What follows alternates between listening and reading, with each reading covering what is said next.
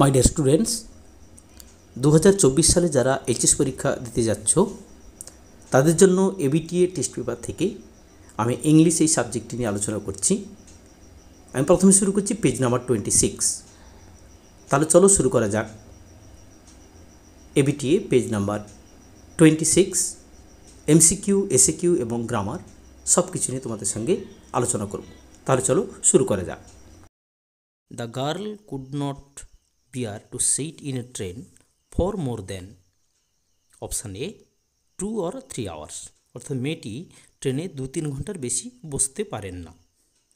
Question number 2, the number of people who eat everyday at Kalam's house were, যত সংখ্যক লোক doctor কালামের বাড়িতে খেতেন তারা হলেন option C more outsiders than all the members of the family put together, পরিবারের যতজন সদস্য ছিল তার চেয়েও বেশি বহিরাগত কালামের বাড়িতে খেতেন।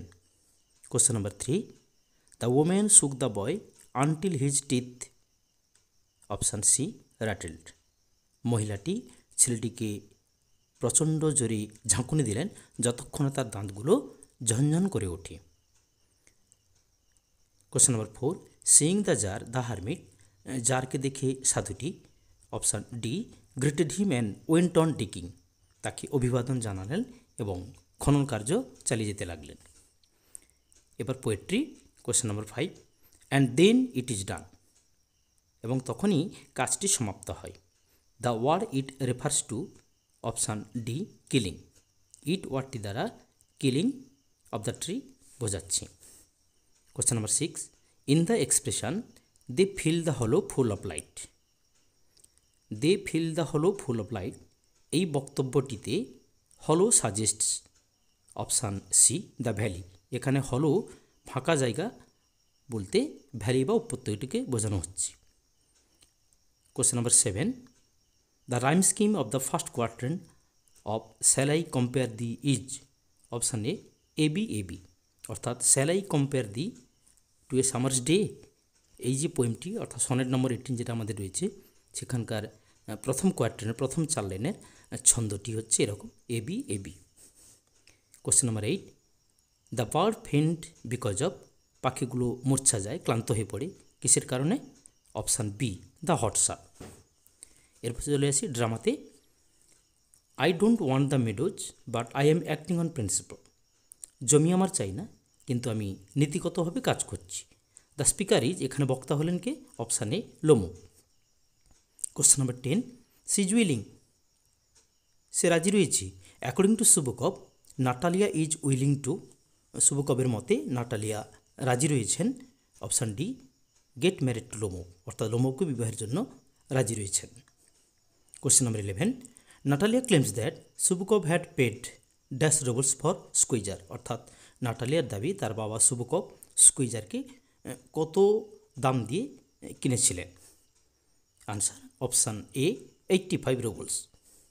Question number 12, Natalia says that she will prove her right over the meadows by, Natalia বললেন যে তিনি তার অধিকার দাবি করবেন মেডোজের উপরে, অর্থাৎ জমির উপরে তিনি তার অধিকার দাবি করবেন, option c sending her mowers out to the meadows that very day, সেই দিনই অক্সেন মেডোজে তার ফসল কাটিয়েদের পাঠিয়ে তিনি তার অধিকার প্রতিষ্ঠিত করবেন। মাই ডিয়ার স্টুডেন্টস, এই হচ্ছে আমাদের প্রোজ, পোয়েট্রি এবং ড্রামা থেকে এমসিকিউর কোশ্চেনগুলো। এবার চলো আমরা যাই short answer type question. Question number 1, what did the tsar say when the bearded man begged for mercy, দাড়িওয়ালা লোকটি যখন ক্ষমা চাইলেন তখন জার তাকে কি বলেছিলেন। Answer, when the bearded man begged for mercy the tsar said that he did not know him and he had nothing to forgive him, অর্থাৎ দাড়িওয়ালা লোকটি যখন ক্ষমা চাইলেন জার তাকে জানালেন যে তিনি তাকে চেনেন না, সুতরাং ক্ষমা করার কোনো প্রশ্নই ওঠে না। Question number 2, describe the purse that Mrs Bates carried, Mrs Luella Bates Washington Jones যে ব্যাগটি নিয়ে যাচ্ছিলেন সেটির বর্ণনা দাও। Answer, The large purse had everything in it but hammer and nails. It had a long strap, and it was hanging from the shoulders of Mrs. Jones. Mrs জোনসের কাছে যে পার্সটি ছিল তাতে হাতুড়ি এবং পেরেক ছাড়া প্রায় সব কিছুই ছিল, এবং সেই পার্সের যে ফিতেটি সেটা লম্বা, এবং পার্সটি মিসেস জোনসের কাঁধ থেকে ঝুলছিল। Question number 3, what did doctor Kalam see when he came out of the mosque after the evening prayers with his father? বাবার সঙ্গে সান্ধ্য প্রার্থনার পরে যখন মসজিদ থেকে বেরিয়ে আসতেন ডক্টর কালাম কি দেখতেন? Answer, when little Kalam came out of the mosque after the evening prayers with his father, he saw people of different religions waiting for his father outside the mosque with bowels of water in hands. ছোট্ট কালাম যখন বাবার সঙ্গে সান্ধ্য প্রার্থনার পরে মসজিদ থেকে বেরিয়ে আসতেন তিনি দেখতেন বিভিন্ন ধর্মাবলম্বী মানুষ জলের বাটি নিয়ে তার বাবার অপেক্ষায় বসে রয়েছেন। Question number 4, what made the narrator wish to raise his hand and touch the girl's hair? কোন বিষয়টি বা কী কারণে ন্যারেটারের ইচ্ছা হলো তিনি মেয়েটির চুল স্পর্শ করবেন?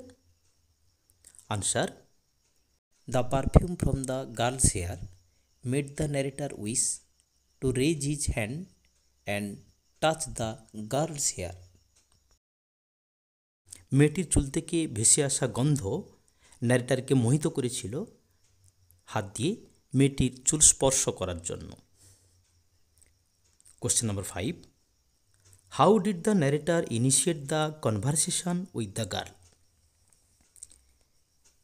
ন্যারেটার অর্থাৎ কাহিনীকার মেয়েটির সঙ্গে কিভাবে তার কথাবার্তা শুরু করলেন? Answer, the narrator initiated the conversation with the girl by asking her about her destination.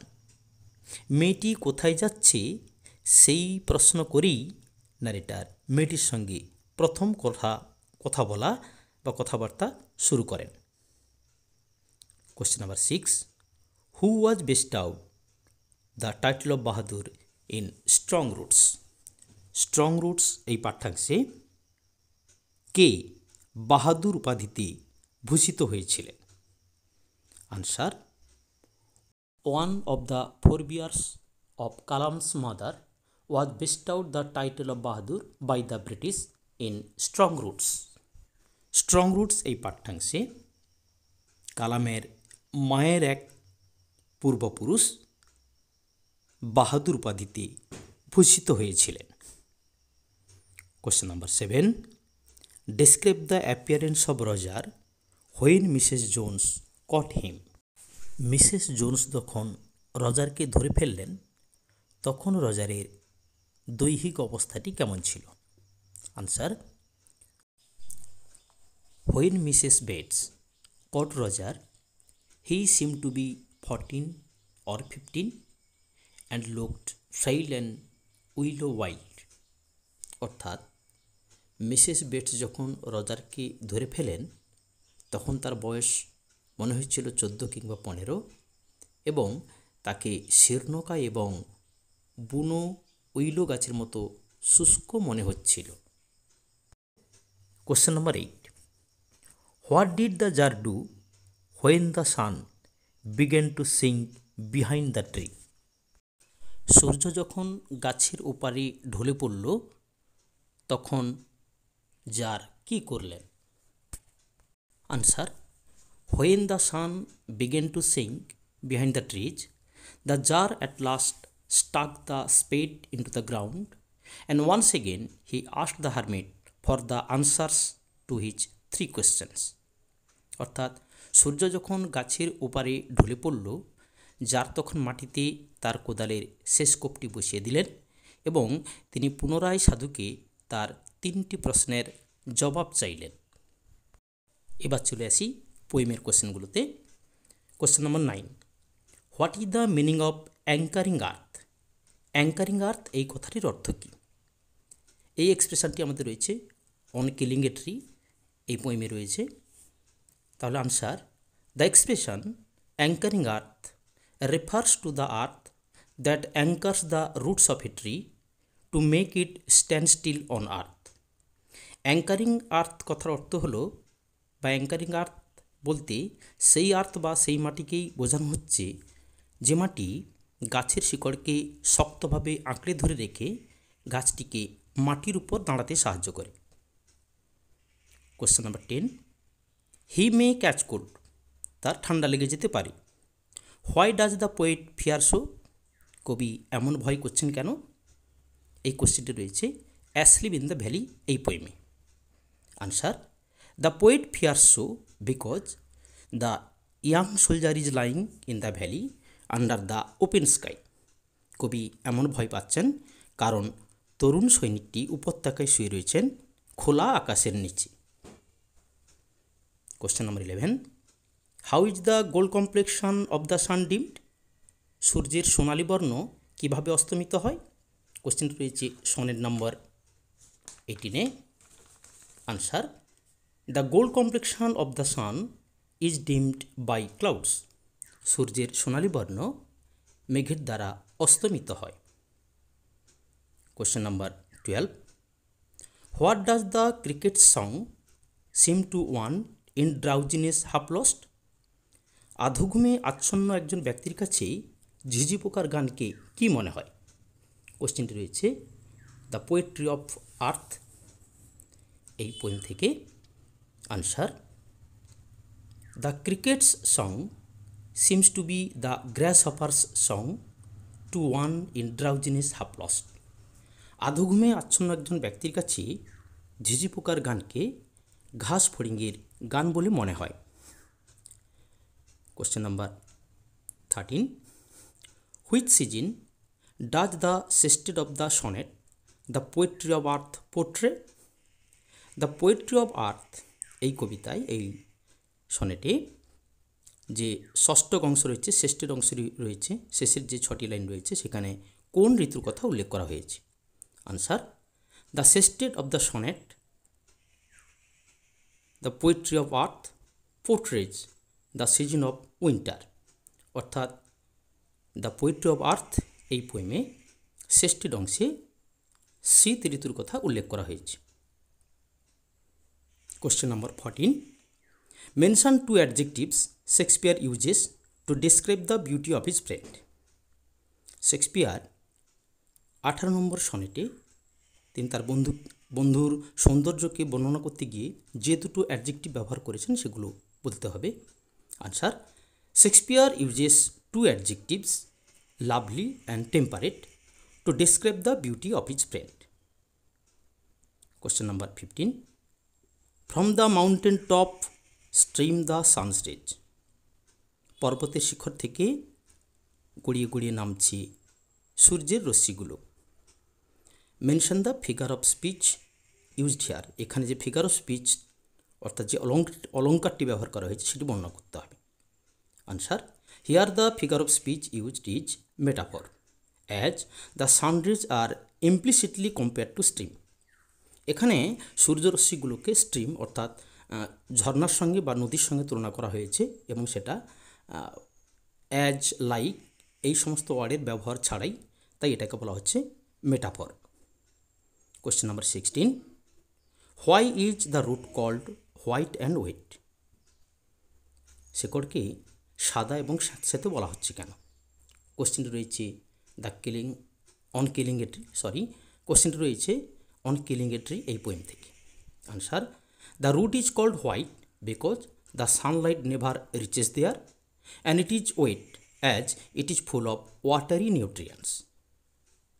শেকড়কে সাদা বলা হচ্ছে কারণ সেখানে সূর্যালোক পৌঁছায় না, এবং এটিকে স্যাঁতস্যাঁতে বলা হচ্ছে কারণ এটি সর্বদাই জলীয় খনিজ উপাদানে পরিপূর্ণ থাকে।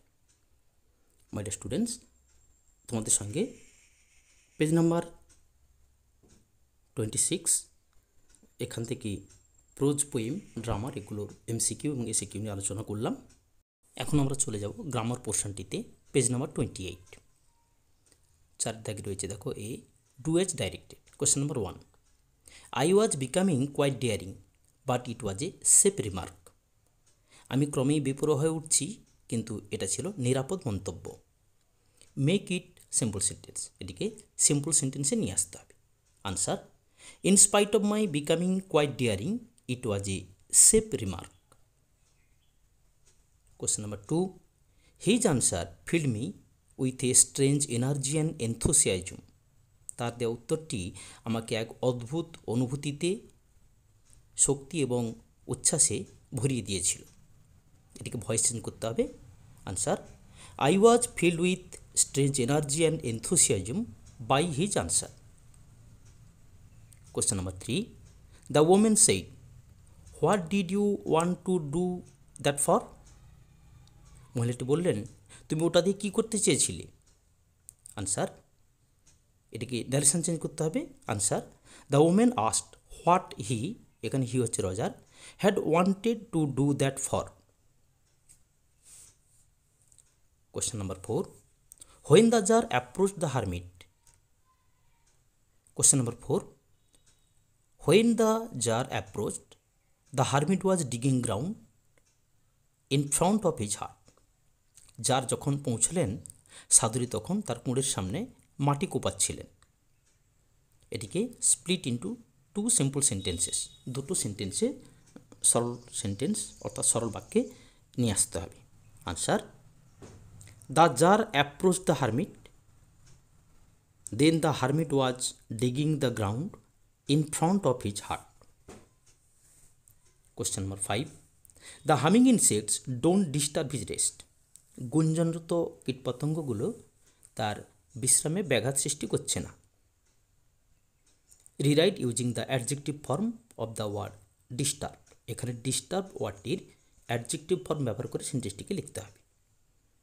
Answer, the humming insects do not make his rest disturbed. Question number 6, what a burden load to be the father of a grown up daughter. এক উপযুক্ত মেয়ের বাবা হওয়া যে কত বড় বোঝা। মেক ইট অ্যাসার্টিভ, এটি এক্সক্লেমেটরি সেন্টেন্সে রয়েছে, এটিকে অ্যাসার্টিভ সেন্টেন্সে নিয়ে আসতে হবে বা ট্রান্সফর্ম করতে হবে। Answer, it is a great burden to be the father of a grown up daughter. এরপরে 4 বিতে রয়েছে দেখো, fill in the blanks with appropriate articles and or prepositions. The water dripping from his face, the boy looked at her. There was a long pause. After he had dried his face and not knowing what else to do, dried it again. The boy turned around, wondering what next. The door was open. He could make a dash for it down the hall. Siddharth, correct the error in the following sentence by replacing the underlined word with the right one from the options given below. নিচে 3টি option রয়েছে, সেখান থেকে আমাদের সঠিক উত্তরটি নিয়ে replace করতে হবে। But the jar did not give him the speed and continued to dig, অর্থাৎ কন্টিনিউইং এই ওয়ার্ডটা রিপ্লেস করে কন্টিনিউড এই ওয়ার্ডটি লিখতে হবে। মাই ডিয়ার স্টুডেন্টস, আমরা পেজ নাম্বার 26 ধরেছি এবিটি টেস্ট পরে, সেখান থেকে এমসিকিউ, এসএকিউ এবং গ্রামার পোর্শনটি আলোচনা করলাম। পরের পর্বে আমরা পরবর্তী একটি পেজ নিয়ে আলোচনা করব। আজ তবে এই পর্যন্ত রাখি। Thank you very much.